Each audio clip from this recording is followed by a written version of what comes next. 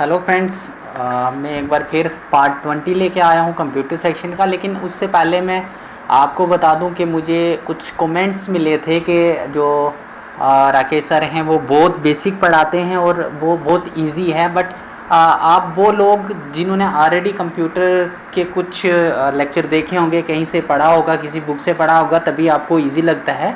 But मैं उन बच्चों को भी फोकस कर रहा हूँ जिन्होंने इससे पहले कभी कंप्यूटर पढ़ा भी नहीं, नाम भी नहीं सुना।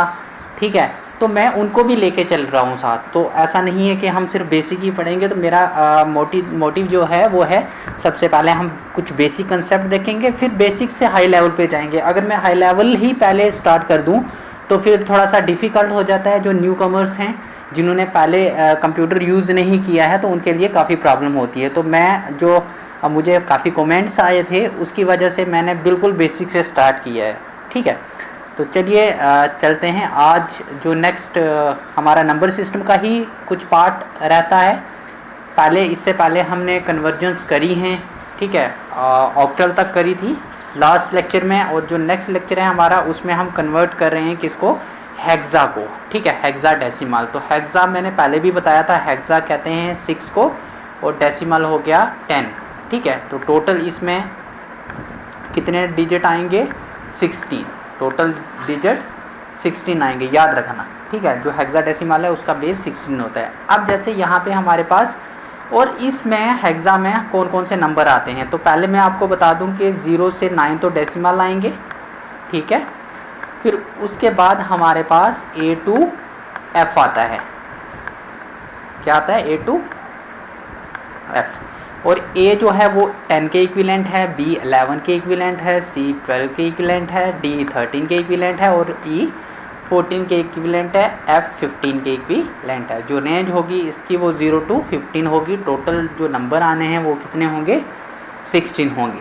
चलिए, अब इसमें हम कन्वर्जन सीखेंगे। और कन्वर्जन में मैंने लास्ट वीडियो में भी आपको बताया था कि आपने एक चीज़ याद रखनी है, जब भी हम किसी भी नंबर से कन्वर्ट करते हैं डेसिमल में है, तो तब हम मल्टीप्लाई करते हैं उसके बेस को। जिस नंबर को हम कन्वर्ट करते हैं डेसिमल में, हम उसी नंबर के बेस से उसको मल्टीप्लाई करते हैं। जैसे फॉर एग्जांपल यहाँ पे हमारे पास है B, A और D। तो जब B हमारे पास B, A, D और यहाँ पे मान लो 16 लिखा है या नहीं लिखा है, तो ये हमारा क्या है, हेक्साडेसिमल है।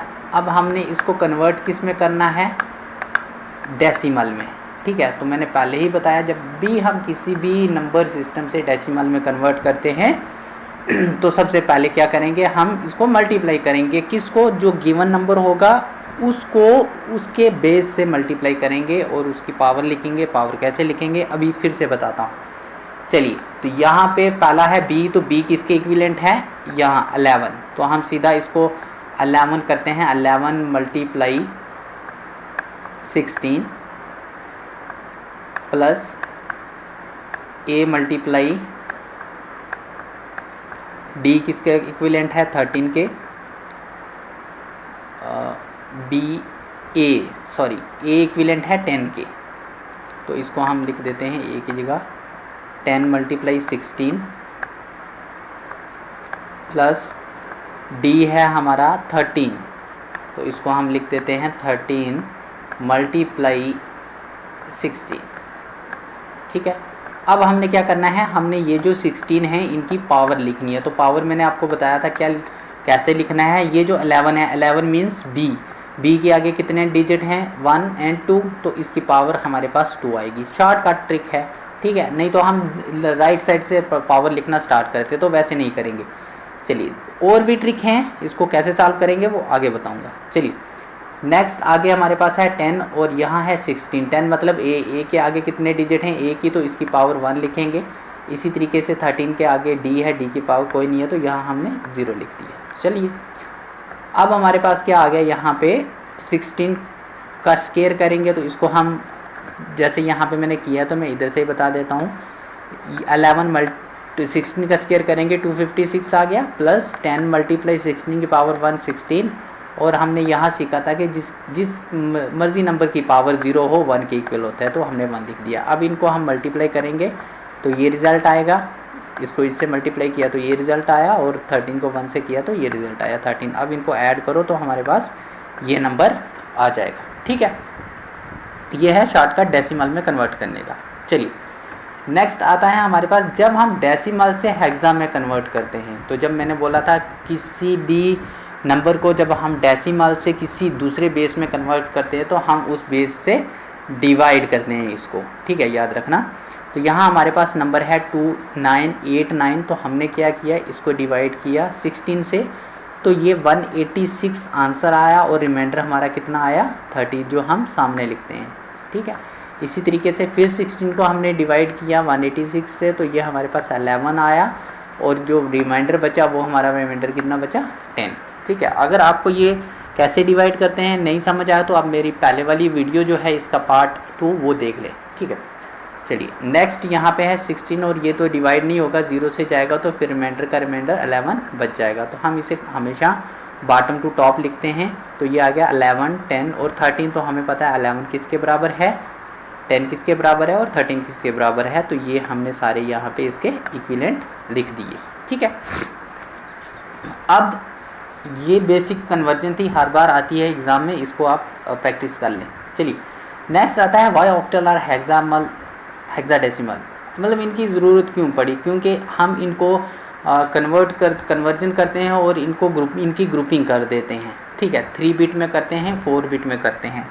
जब हमारे पास बिट क्या होती हैं, बिट होती हैं जैसे मैंने बोला इनको कंबाइन कर देते हैं, ग्रुपिंग कर देते हैं। ठीक है, तो अगर हम मतलब ये 1 0 1 है, ठीक है, मैंने इन 3 नंबर की ग्रुपिंग की, अगर मैं 3 नंबर की ग्रुपिंग करता हूँ तो ये इसको ऑक्टल बोलेंगे। ठीक है, जिसमें 3 नंबर की ग्रुपिंग होगी वो ऑक्टल होगा, अगर 4 नंबर की ग्रुपिंग होगी तो वो हेक्सा होगा, याद रखना। सॉरी, वो क्या होगा, हेक्सा होगा। जो हेक्साडेसिमल नंबर हैं उसमें 4 कम्बिनेशन आएंगे, कोई भी 0101 के। ठीक है, और जो ऑक्टल है उसमें 3 ही आएंगे। वो क्यों आएंगे बताता हूँ। देखिए ऑक्टल की जो रेंज है वो है हमारी 0 से 7, कितनी है 0 से 7।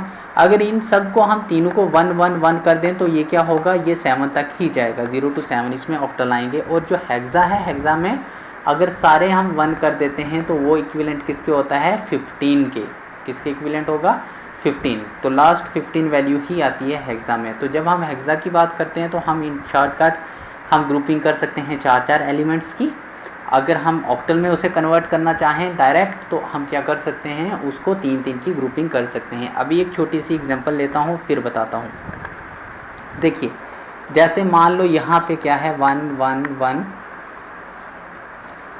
देन 0 1 0 1 1 0 1 0 और 1 यहाँ पे लिखा है। तो आपको बोला गया है कि आपने क्या करना है, आपने इसको, ये बाइनरी नंबर है ना, तो इसको आपने ऑक्टल में कन्वर्ट करना है। किस में करना है, ऑक्टल में। तो इसका शॉर्टकट मेथड क्या है, आप इसको राइट साइड से ग्रुपिंग करना स्टार्ट कर दो 3 की।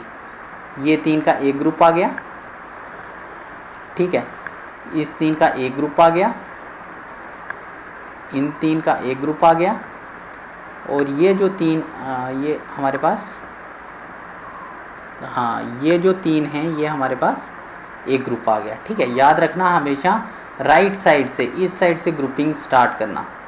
ठीक है, अब ये देखो, अब ये किसके इक्विवेलेंट हो गया 1 0 1, हमें पता है ये 1 2 और 4, हर एक पे 1 2 4 1 2 4 1 2 4 है ना, ये भी 1 2 4। अब ये पूरे नंबर नहीं रहे, अब ये क्या होगी, ये डिवाइड होगी, ग्रुपिंग होगी, तो हम तीनों पे अप्लाई करेंगे। तो ये क्या हो गया 4 और 1 5, ठीक है।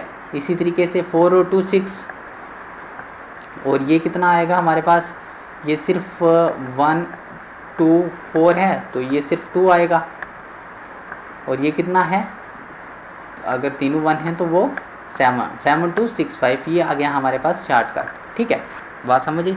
इसी तरीके से अगर यही नंबर होगा तो इसको मान लो यही नंबर में लिख लेता हूँ 1 1 1 0 1 1 1 0 1 1 1 0। ठीक है, मैं इस नंबर बाइनरी नंबर को कन्वर्ट करता हूँ किसमें, हेक्साडेसिमल में, तो इन दैट केस हम क्या करेंगे, हम 4 ग्रुप बिट का ग्रुप बनाएंगे। ठीक है, ऑक्टल में 3 का बनाते हैं, यहाँ 4 का बनाएंगे। तो ये लो 1 2 3 और ये 4 हो गया। इधर से भी 1 2 3 और 4, इधर से भी 1 2 3 और 4। ठीक है, तो अब इसका देख लो ये कितना आ गया, 1 2 4 8। तो अब 1 किस किस के नीचे है उसको काउंट कर लो, 8 4 12 और 2 14। ठीक है, ये कितना आएगा, 8, ये भी 14 आएगा, और ये कितना है हमारे पास, ये भी 14 आ रहा है। ठीक है, तो इस तरीके से आप इस 14 का इक्विवेलेंट लिख सकते हो। ठीक है, 14 का इक्विवेलेंट लिख सकते हो, जैसे कि मैंने ये पीछे बताया था।